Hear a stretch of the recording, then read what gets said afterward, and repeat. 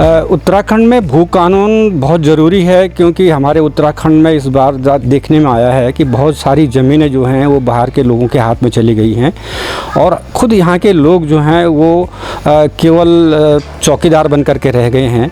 ऐसी स्थिति में अगर जब तक हमारे उत्तराखंड में एक अच्छा भू कानून, सख्त भू कानून जैसे कि हिमाचल प्रदेश में है, ऐसा नहीं आएगा, तब तक हमारे उत्तराखंड का विकास संभव नहीं है।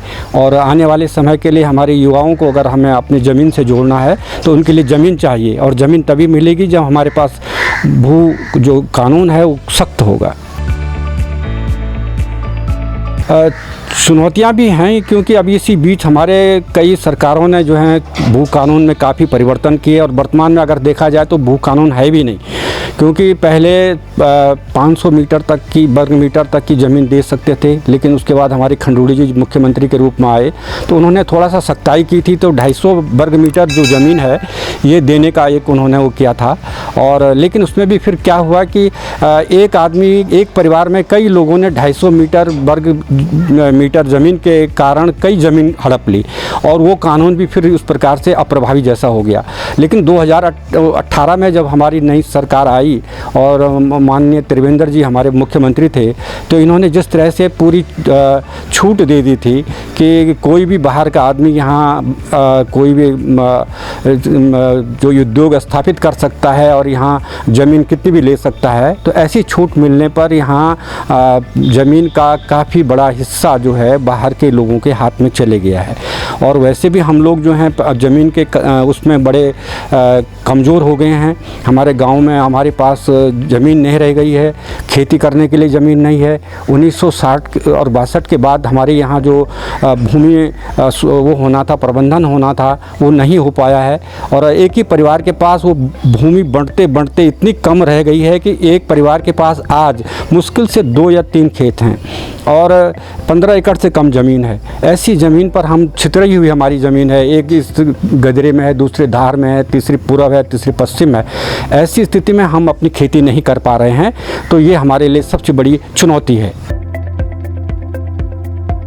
भू कानून इतना जल्दी तो नहीं लिया जा सकता है, लेकिन इसके लिए हमें हमारे जो विशेषज्ञ हैं भू कानून के, उनको बैठना होगा और उसके लिए प्रयास करना होगा और इसका अध्ययन भी करना होगा कि हम किस तरह से अपने उत्तराखंड में एक मजबूत भू कानून ला सकते हैं। क्योंकि उत्तराखंड में हमारे पास पर्यटन की अपार संभावनाएँ हैं, हमारे पास कृषि उद्यान की बहुत अपार संभावनाएँ हैं, लेकिन जब से हमारा राज्य बना तब से हम इस दिशा में कोई भी काम नहीं कर सके, न तो उद्यान की तरफ न तो कृषि की तरफ। दिन प्रतिदिन हमारे पहाड़ की खेती बर्बाद होती गई, और उसके साथ साथ जो हमारे उद्यान थे उनका भी कहीं पता नहीं है।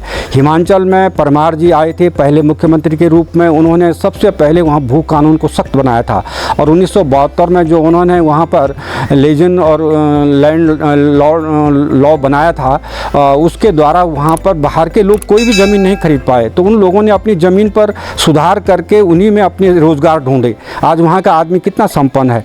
हम लोग इस दिशा में कुछ नहीं कर पाए, हम केवल लोगों को, अपने यहाँ के लोगों को केवल मदद दे रहे हैं, पैसा दे रहे हैं, उनको पंगु बना रहे हैं, लेकिन उनको ये नहीं कह रहे हैं कि तुम्हारी ज़मीन तुम्हारे लिए ही सब कुछ है, तुम्हारे रोज़गार के साधन हैं, हमारे बगीचे बनेंगे वो बिकेंगे, हमारे कृषि होगी, हम अपने जैविक उत्पादों को बेचेंगे। ये तभी होगा जब हमारे पास ज़मीन होगी, और ज़मीन नहीं है तो फिर हम क्या करेंगे। आप कब तक हमें सरकार की मदद रुपये दे करके हमको चुप करते रहेंगे। तो ये हमें है कि अगर हमें दूर की सोचनी है तो हमें सख्त कानून की ज़रूरत है, और इस एक सख्त कानून, सख्त जो लोग हैं जो इसके जानकार हैं उनको मिल करके बनाया जाना चाहिए, और इसको जल्दी से जल्दी जितना हो सके, क्योंकि अभी बहुत तेज़ी से जो ज़मीन की जो हल्ला हो रहा है उससे जो हमारे माफिया लोग हैं वो सक्रिय हो गए हैं, और इस बीच बहुत जल्दी हमारी ज़मीन और जा सकती है। इसलिए इसके लिए बहुत जल्दी जो है भू कानून लाना और कठोर कानून लाना बहुत ज़रूरी हो गया है। कानून तो है, कानून तो हम आपको हिमाचल का भी ले सकते हैं और राज्यों का भी ले सकते हैं, और उसके द्वार मिला करके हम एक अच्छा कानून बना सकते हैं। हम अपने संसाधनों के अनुरूप अपने कानून बनाए ना, तो जिससे अभी जो हमारे पास है, हमारे पास ज़रूरत है कि जो कृषि भूमि है, इस कृषि भूमि का उपयोग न बदला जाए। जो कृषि भूमि है उस पर कृषि होगी। अब आज हमारे पास कृषि की ज़मीन है ही नहीं, सारे हवाई अड्डों में बदल गई है, सारे जो हैं बड़े बड़े जो कार्यालय हैं, ऑफिस हैं, लोगों ने अपने मकाने हैं, सब कृषि भूमि पर बना ली हैं। तो अब कृषि भूमि के लिए हमारे पास जगह नहीं रहेगी, तो हम कृषि कहाँ से करेंगे?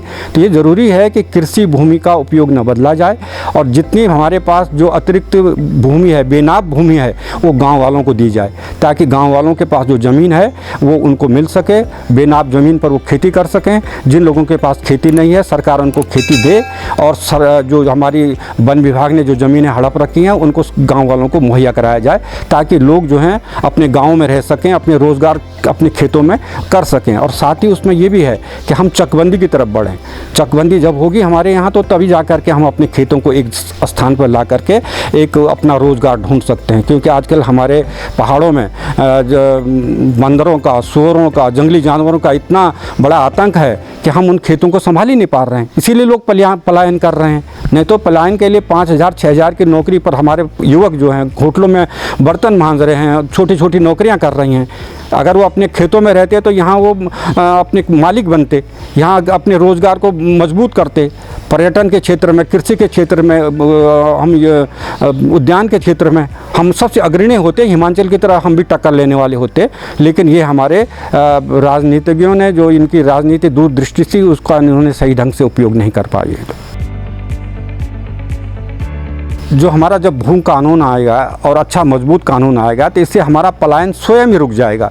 क्योंकि जब हमें ये विश्वास हो जाएगा हमारे नवयुवकों को कि हमारी ज़मीन हमारे पास है, हम अपनी ज़मीन पर पानी की व्यवस्था कर सकते हैं, टैंक बना सकते हैं, अपनी ज़मीन पर हम जैविक खेती कर सकते हैं, हम कैश क्रॉप उगा सकते हैं, तो हमारे जो नवयुवक हैं ये फिर बाहर क्यों जाएंगे?